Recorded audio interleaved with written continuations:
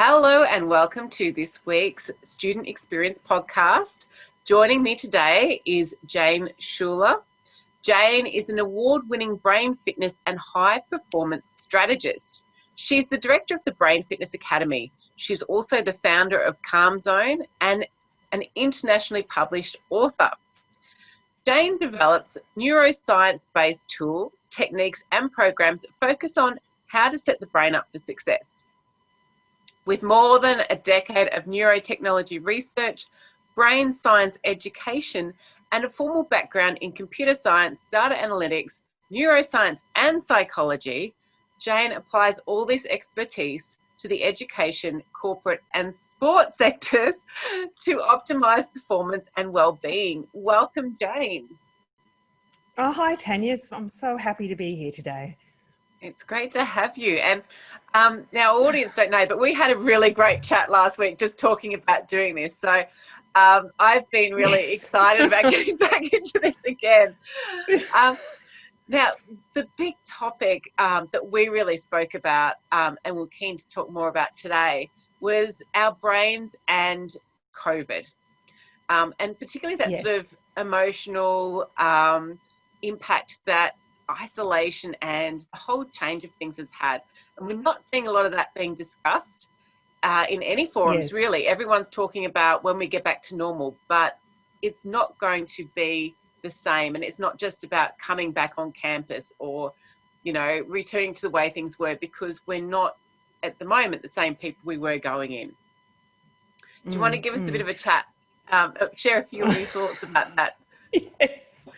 Well, I think we look at it, remember that we are not our brain. So the brain has been changing over that period of time. So there's brain A and the new version, let's call it brain B. And I remember I was talking to you last week, Tanya, and I was given an example of how during this period of time, the way we went about things has changed. And as a consequence, the experiences we're having or the ones we're not having are also changing our brain. And when we look at, I just want to give an example to start with, because I think it forms some context. And I mentioned this last week, was that if we have a student and they're used to going to university, so they get up, they get dressed, have their breakfast, head off to, it might be a train or a bus,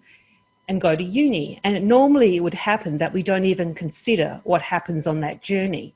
But now, or it has not been happening, and it has not been happening frequently, we consider that that journey actually stimulated the brain in huge ways. You know, and it had habits. So you would get dressed, you'd have a certain food, which was probably healthy food at that time. You've got to work out what your timetable is. You sit on the train or the bus or stand, you're looking at other people, you're hearing conversations. Maybe there's nature out there. Maybe you've got a book, maybe you're on your device. But you're looking at colours and sights and sounds, and then you've got to get up on a certain thing and you go to uni, which is a whole new building and a whole new infrastructure. There's so much that you're seeing and you're hearing and you're touching. Now, all of a sudden that sort of evaporated. So all that stimulation, perhaps every day, perhaps every second day, has become non-existent in that particular structure. And you would logically think that without that stimulation and activation, that the brain would change, because those experiences have not been there for that period of time. And I think just that example puts into context how the brain could change in this period of time. And actually quite quickly. And so for those students, you know, if we just suddenly plonked them back on campus and said everything's normal, they're not going to be able to cope the way that we expect them to. Well, I don't use the word normal anymore. I use the word... Well, no, there's no normal anymore. No. I mean, it's different. Things will be different.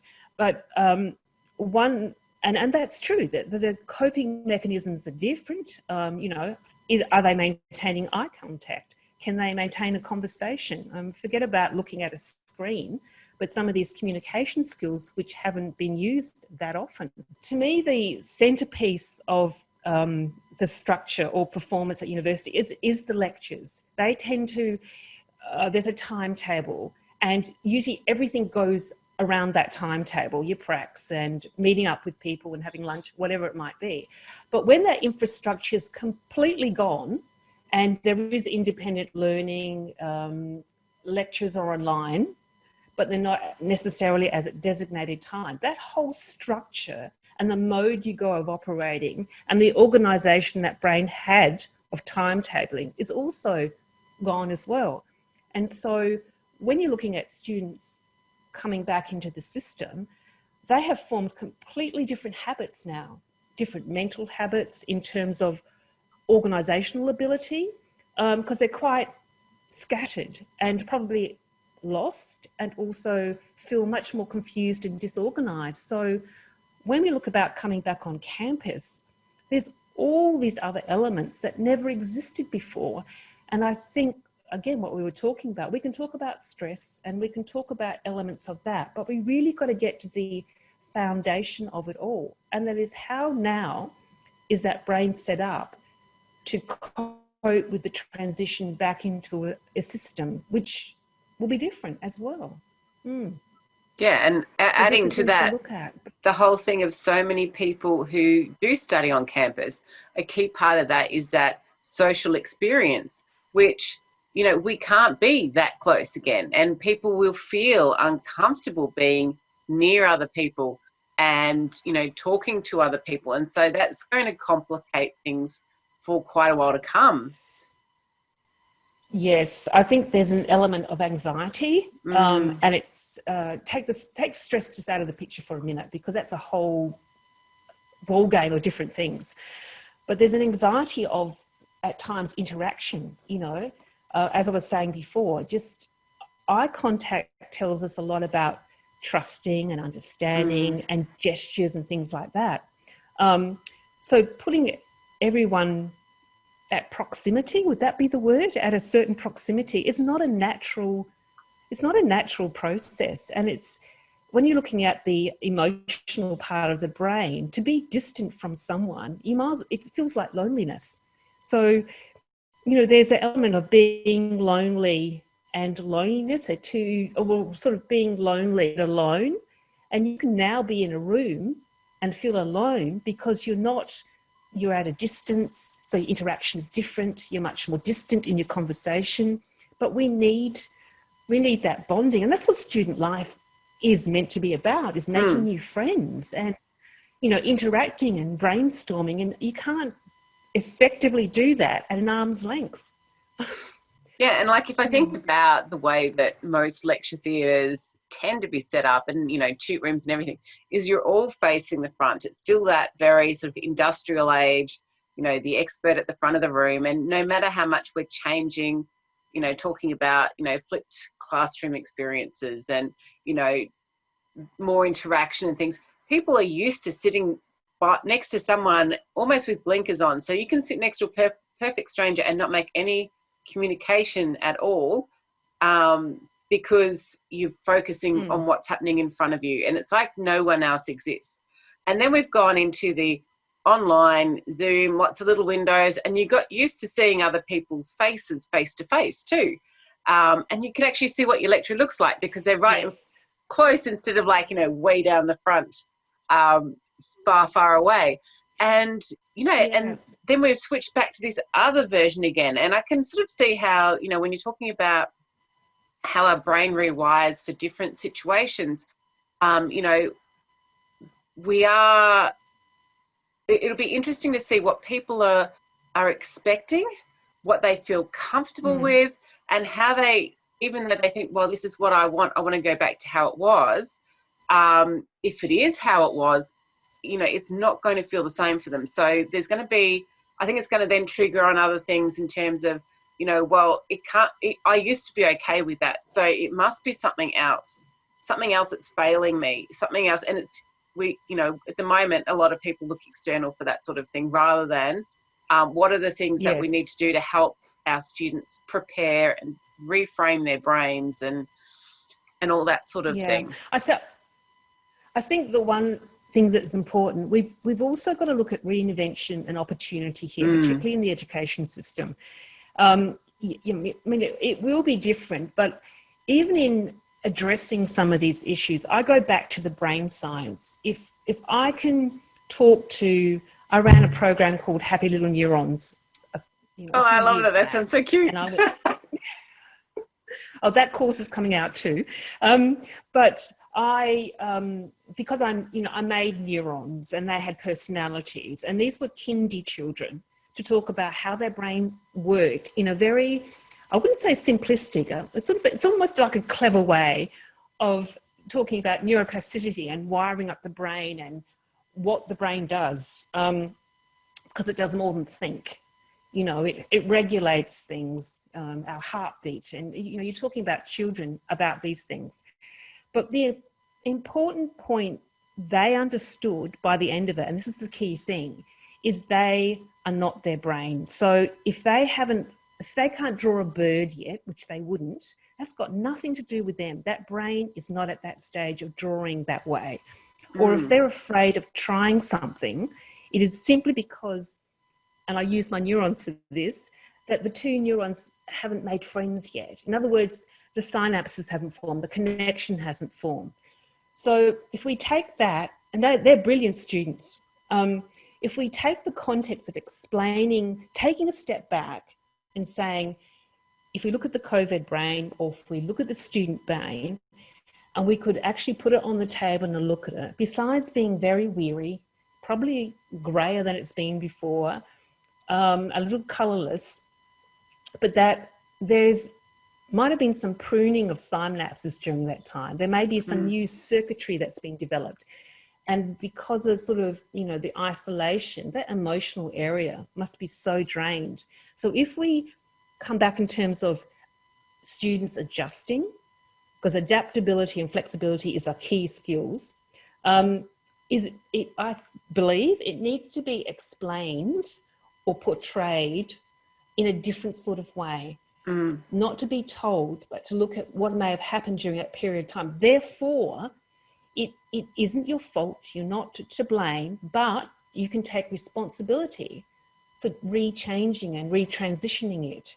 And I think when we take ourselves away from what that brain's been through, we can think it's a logical way to look at it. And we can, do a step-by-step process, because ultimately, Tanya, with everything we do, we're training the brain. That's what education is. So, and the more we use different things, the stronger they become. And if we haven't been using them, they're not going to be as strong.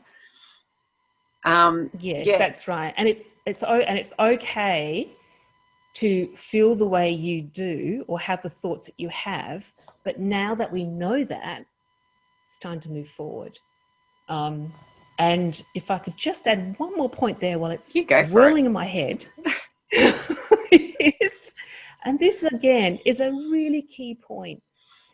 One of the skills for 2021 is focus, is attention, is retraining for that. Because when you consider the lecture situation where you have all bodies in one room, besides the stimulation of watching someone who's got a red jumper, in the front row, or a bit of noise here, you were saying before, your focus is on the person in front. And when I was zooming, our focus is everywhere, Is it what I'm going to eat next? Is it the lecture on? So that focus is so diverted, distracted, and it is the student who can retrain that focus and attention, therefore they can sustain their performance, who's going to succeed. And that's another issue besides the communication and the icon anxiety. The focus is a huge element to this whole process. Yeah, and I know we sort of talk about the brain, but we also got to remember it's not in isolation. So I know there have been a lot of people who have particularly been in a really intense lockdown situation where they haven't been getting the exercise, they probably haven't been eating well. So physically, they're not in a good state. And obviously our brain is also a physical thing as well. So it's suffering because it's not getting the nutrition it needs. But that whole mind, body and emotional play through that we get, we've also got to look at, well, physically as well as physiologically and psychologically, our students aren't going to be in the same space when they do return, or even when they're doing it now. So thinking that, okay, I can't study in this current situation, it may not necessarily be about the learning element. It could be about the internal element that's from all the other bits that are affecting them. I totally agree. If we consider top down what's happening up here, bottom up what's happening with our body, and outside in what's happening in the environment, we've got three things to consider. It's like a huge matrices. And I think, if there was one thing I could say, what would be one huge tip? It's about activity. It's about physical activity and movement, because then you're stimulating the motor cortex, you're getting all the senses happening. That would be the key thing. But there is, as you were saying, really, there's been a lot of inactivity, demotivation, and it affects our body as well. So yes, in terms of, and also from that, I run first thing in the morning. I always run at 5:30, 6 o'clock, because that activity is quite stimulating and it almost like sets the brain up ready for the day. But when it's got used to sitting, lounging, it can still learn, because this is not about intellectual ability at all. It's all the elements that support that intellectual activity. So you're quite right in terms of that body physical element. And again, the tip is to move even if you don't feel like it. There's this whole thing about, when I'm ready, I'll do this. And when I've set this up, I'll do that. No. Or I'll start on Monday. Start on Monday. Or when I get the proper running shoes. Yep. No, you start now. Get up, move, do 1-2 minutes, whatever, because you've got to teach it that you're actual serious. So yes, Tanya, there's this other element, and the nutrition element's another huge one. But when we think about all of it, it's huge. So it's almost like saying, if we were to nail it down to three things, or what can someone do at the moment? We can't baby feed, it's like, what is a key one where other ones could cascade from? So I think in terms of, developing any programs, explaining things, we need to almost like have a funnel and think, well, what sits up the top? And because we do that, what trickles down from it? But inactivity, isolation. Let's move on and do something about it now. Yeah. But I'm off. Sorry. There you go. Again, I'm off. You're off. In that structure, this is bit of my sports background, is we use, and I'm a statistician as well, is we use metrics. We need performance indicators. We need performance measurement. We need to visually see that when we do something, there is a result from it. And I think when we consider, students coming back, the changes that need to occur could take some time. In other words, what's happened prior, you've had 6 months, total different habit formation that have been structured in and rewired. So any changes are going to take time, because the brain's got to now rewire in different ways. And so anything we want to put into place, whether it's that, we're talking about the physical, we're talking about the mental, we're talking about the social, we're talking about it's huge, isn't it? Is that when you can take a few, I'll call them KPIs, if you will, and actually track them and monitor them, I think over a period of time, that student or that academic or that staff can now start tracking what is important to that student of the change that they require to get to point B. And so when we look at, when the student experience, you know, when you've surveyed and you've asked questions, the questions we ask now have to be different to stimulate and activate the point B we want those students to actually get to. But it also, another key point, the brain doesn't change unless it thinks it's important. So what might be important to an academic or to someone who's looking after student experience or parents or whatever may not be the important thing to that student.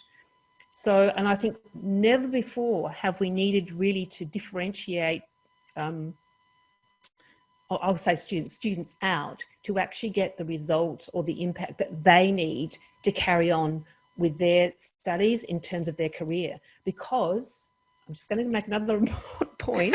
They're all important. I'm sorry. If we can't get this right over a period of time, this is our next generation. And I know from my experience here, my daughter's going to be doing all her lectures online again for 2021. And now, you know, she's been her first year had 2 weeks at uni, and then it changed. Next year, it's all online again, but there'll be some interaction. We're looking at 2 years of someone's life in their first undergraduate degree, which hopefully will go further. So when I look at the workforce, when I look at the skills for the future, and the work ethic and the just so much, we've got to get this right. And this is going to take some time. And this will never probably happen again in all of time. Because this is affecting the education system so much. And the reason why I say that is I was involved in doing KPIs for UNESCO for the return on investment in Univoc for the vocational sector. And at the time of doing that, we had looked at economic, but the most important thing was actually looking at social indicators, economic and social indicators, because they're key. And I think we need to consider now, we've got the economic part, and we need to look at that social, that emotional, and get some KPIs around it and get that on board. And as I said before, it really needs to be specific to students, and it needs to be specific to actually having that brain set up that we can continue their studies with a work outcome, with the qualities, the communication qualities. That's what we were talking about before, the communication skills that we may have to re-administer, you know, the interactions, the mental stimulation, everything, really, isn't it? Where I'm going. Everything. Yeah. Yes. So it couldn't be more important. Yeah. And you know, it's really interesting when I'm listening to you saying about that, because one of the things for, you know, the way that courses are set up are things like group work, because people need to be able to work together when they go out in the workplace. And we're going to have all these people who aren't used to being in a room with other people. And when they're transitioning out into a workplace is when it becomes a physical workplace again, and they're having to be in a room with other people and ask questions and interact. It's like that much bigger step for them, because they're used to doing it a very different way. And then to try and learn that on the job as well as the job is also going to make it very difficult for them. It's almost as though some of that group work, when it does happen, has to have I know we assess on academic performance. We never assess so much on group interaction, participation, not the behaviour things we stuff. learn in high school. Yeah, not behaviour stuff. And yet, should not there be effort for that? And that's a completely different type of assessment. If you're doing, as I experienced this year, someone doing exams at home with no one around them, for a lot of students, it's a very, very difficult thing. But the fact that they were actually able to sit there and do it is worth an effort mark. The fact that they turn up okay, this is the other thing. When you look at the Zooming, who turns up? You know, you might have 100 people, 40 people, I don't know, ever in the course. Who turns up? Might be 6 people. They should be getting an effort mark or a mark for turning up. So if you have group work eventually, I'll just put my pen down. If we have group work eventually, should not they get a mark for turning up as well? Instead of those that decide, I'm not going to come because now it's not part of their skill set. Yeah. And it is, but you know, learning things is going to be more difficult for those things that you haven't learned because they're different parts of your brain that you haven't used. And so coming back to when you're talking about KPIs, so if I put my coaching hat on, one of the big challenges I know is when you're trying to get people to identify where they're at and where they want to be at and how they're tracking against that when it's not a tangible thing. So it might be, you know, how do you feel about, or, you know, how positive are you about this, or where are you at with this? Do you want to feel a 1 out of 5 or a 5 out of 5? How do you manage that when a lot of the things that we're talking about here are internal, intangible, and they may not have a real reference point in terms of where they want to be, for example? I think you've got to, take an example for a student, is for them first to project forward. Project, you know, maybe the job that they want, maybe the interest that they have, maybe the internship that was something that's a little further into the future. Because if you can get that happening, you start dissecting that down. So, you know, you might want someone working in the space industry, for example, or I mean, it can be as simple as I want to get fit. Let's you know, there's academic, and then we can break it down to other things, but something that gets the brain thinking forward and stimulating that, because that hasn't really been happening much in this period of time. We're all a bit stuck and lost. So we want to project a little bit further, even if that feels painful, because it will feel painful. And then if we could break that down a little bit in terms of, okay, if this is what we're looking at, how do we get there? Because what you're wanting to do, if we take an example of a student, is for them to take ownership of that. So we're reverse engineering this. And I'm just going to take an aside here from that, but I'll come back to it. I've done a lot of brain fitness training in the past decade, and I know that when I look at the research that's been done on it and the way they went about to assess it or monitor it, whatever, is the changes that occurred to me were never asked or presented. Because for example, my peripheral vision changed dramatically. The speed of processing changed dramatically. But they were more evidenced by things that had happened to me that I noticed, but I was never going to be asked. So it's easy to say this doesn't work. It's not true. You've got to get the right thing. So I think when we're looking at, you know, breaking it down and coming back to maybe say it's 3 things. Things can always be measured, even if they're intangible. So for example, let's just say it's about fitness. It's actually about brain fitness. Everything's about brain fitness. But if we just talk about physical fitness, you know, a student wants to get physically fit, if that's the example. Yes, I know you can talk about how many laps they do if they're running, or, you know, various basic things. But it might be, the evidence of it might be, I ran to the train stop and I didn't puff. Now, that's not going to be picked up. It's more to do with the other things. But that's still measurable. That's a frequency, it's an occurrence.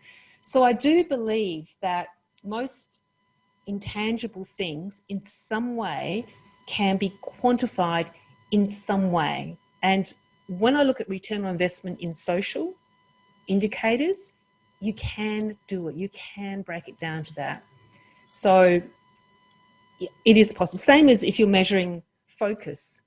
You know, you can test for certain things exteriorly, but there are things that happen that could monitor that. So and maybe the it's thing a great is, exercise to work on. I know. I'm just thinking we try and standardize everything all the time, and you know, there's Yeah. efficiencies in that, but because everyone's experience is unique, how they're Mm. internalizing and evaluating it is unique.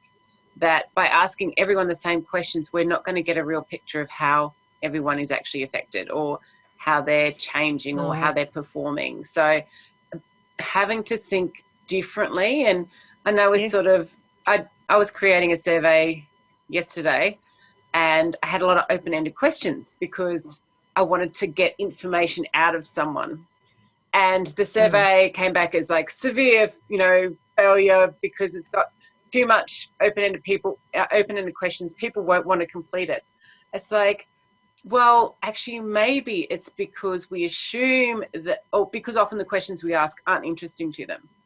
If we frame the Mm. questions in ways where they feel that they're actually getting something back themselves, and often with surveys, it's all about us getting the Yes. information and they get nothing out of it. You know, maybe that then Mm. becomes more interesting, because if you think of the number of times people do online quizzes to find out that their, you know, superhero alias is, you know, Wonder Woman, obviously that would be mine. Mm.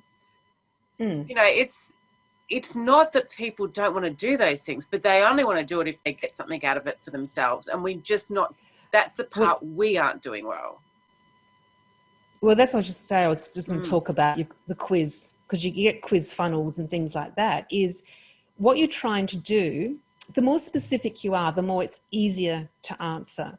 And when you think again, what you're trying to get someone to do who's, this is tired, it's foggy, mm, it's not functioning.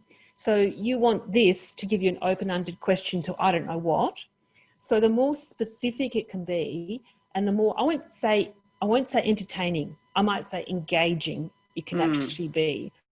But the more specific it is, maybe it's a yes or no, maybe it's a 3-word answer, you know, maybe it's even multiple choice. Because if you want to at least get some foundational stuff from someone who voluntarily to give it to you, and they could actually get something back from it, it's that's mm. what quizzes do. They have all Yep. these things, at the end you might get a paragraph or something, because in that respect they have now learned something about themselves.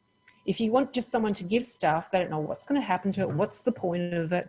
But if you could tell me 3 things, you know, I could do at the moment, or give me a one thing tip for the situation I'm in, then you've added value. So Yes. I think at the moment, to expect to, in any industry, extract things from consumers at the moment, it's really hard work unless they're exceptional. Yeah. Yeah. And it's, you know, it Mm. makes me think one of the big challenges that we do have in university and in workplace and everything else, I imagine as well, is with email overload. People don't read emails, particularly, you know, No. newsletter type emails. And it's because they're not getting the value that they want from it. So we send out a message saying, we want them to know this, not what is it that they want to know, and how can we then deliver it in a way that's going to meet their needs and, you know, engage with them, as you say. Yeah, it's about how can I help you, not Mm. what can we do for you. It's how can I help you, what situation. It's not about you, it's about them. Yeah. so, Yeah. so yes, it's a whole, it's a different, and the other thing is too, what I think, because of this disconnection, isolation, people are wanting Mm. conversation. And so when Mm. you're looking at trying to gather information, it's like, can we make it, even if it's written, can it be a bit more conversational? But I think that too, you know, I always look at whatever the situation's been, we're still going through it, and Yep. different parts of the world are going through it in different ways, is that we don't want to get the COVID mindset. We talk about the COVID brain, but the COVID mindset. We need to move forward. We need to innovate. We need to reinvent. And we've got huge opportunities to do that. And I think, I'm talking about engagement and students, I think we can't not talk about academics and lecturers online, and the transition that many of them had to make when they are used to being in a huge lecture theatre with students watching them, giving them feedback, and all of a sudden now they're Mm. now behind a screen.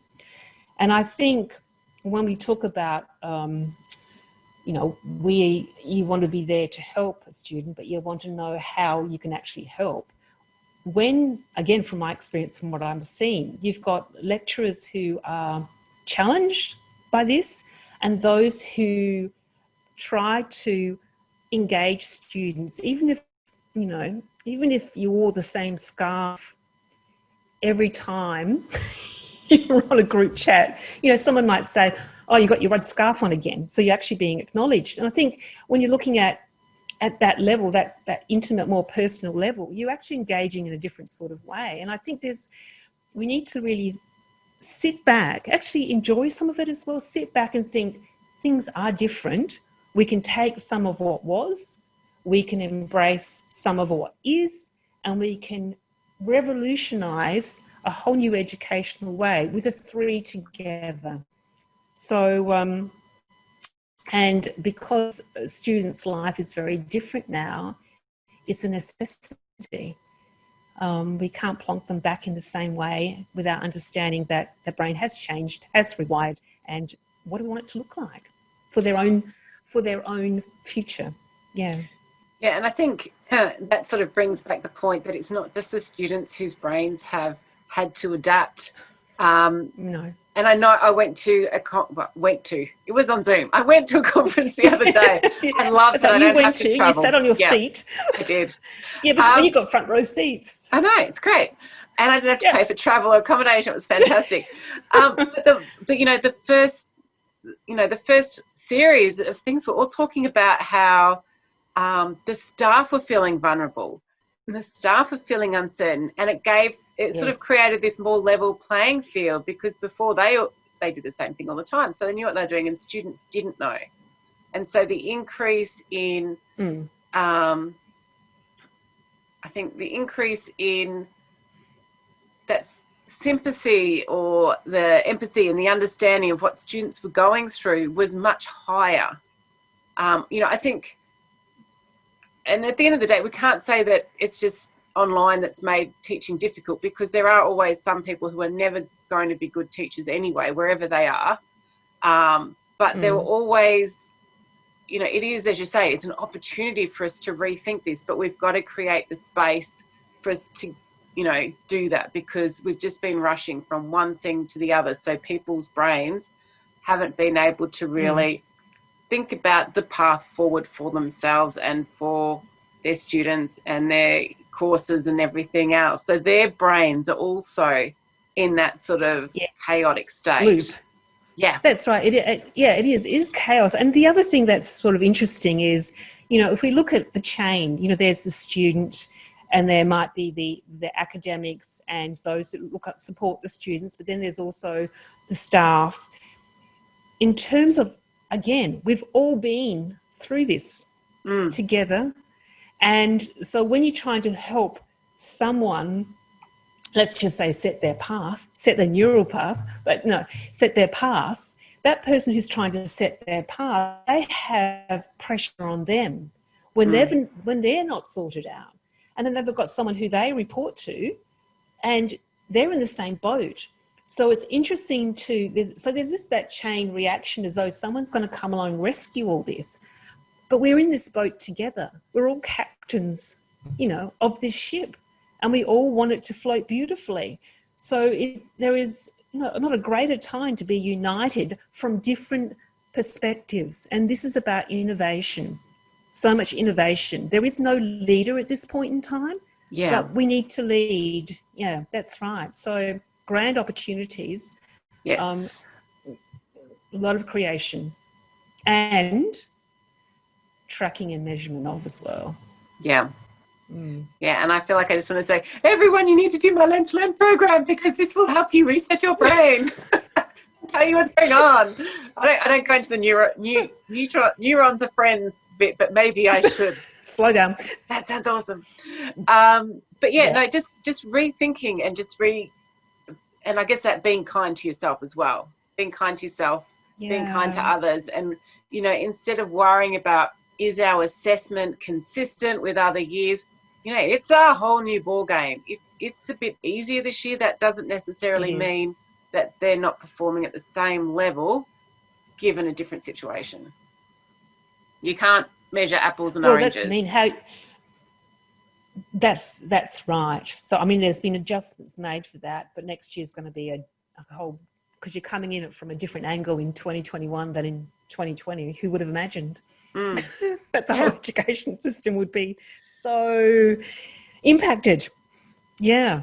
So time to lead. Yeah, leadership is crucial at this stage. Absolutely crucial. So I'm looking forward to seeing. And it doesn't necessarily need to come from the top. It can come from the people that are there, that are experiencing it, that can see what needs to be done. You just, and innovation, entrepreneurship, whatever it is. Entrepreneurship, that's right. But just making, and I guess for the people that are more higher up, is making it easier for these new ideas and these new approaches to actually get tried. So, when we're in a time of chaos, we all want to kind of lock things down and say we don't want any more change. Whereas instead we should sort of say, well, it's an open container now. And so how do we let these ideas out? How do we actually foster that growth and encourage those opportunities, rather than saying, no, we don't have time, no, we don't have the resources, no, we don't have the money?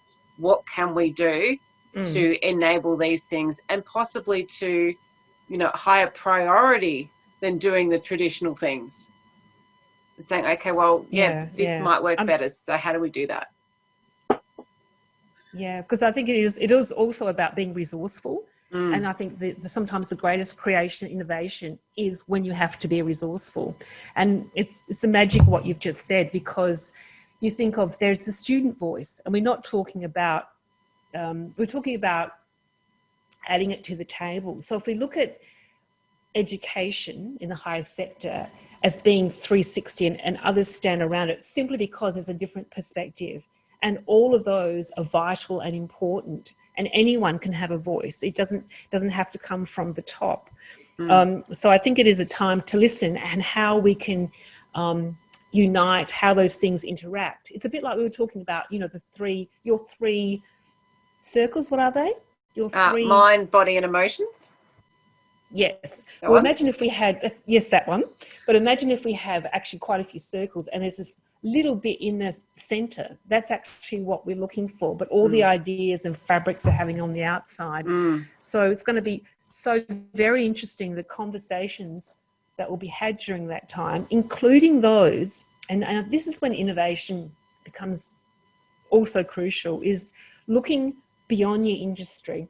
You could be looking in the sports industry, in the corporate industry, in tourism, whatever it might be. There's different models around of others doing reinventing, innovating, entrepreneurship. And some of those models could fit into that education model as well. So it's not just education, it's also being willing to open up into other brain fields, if you were, and how they interrelate with what you want to achieve.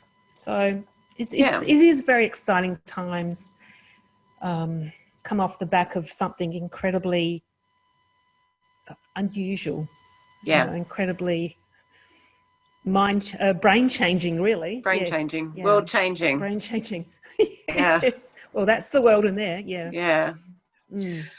Wow, I think that was a pretty intense, big conversation. If we keep going, we might be here all week. So thank you so much, Jane. I've really enjoyed our chat today. So thank you very much for finding the time to join us and share your insights. Thank you, Tanya. Thank you for having me. That's okay. We will share your website so people can come and check out the work that you do. I know you have some brain focus calming recordings that people might also find quite useful if that's they're needing to sort of, I guess, come back to that focus that we're talking about. Thank you, Tanya. That's okay. Thank you for joining us for this week's Student Experience podcast, and we look forward to seeing you next time. Thank you.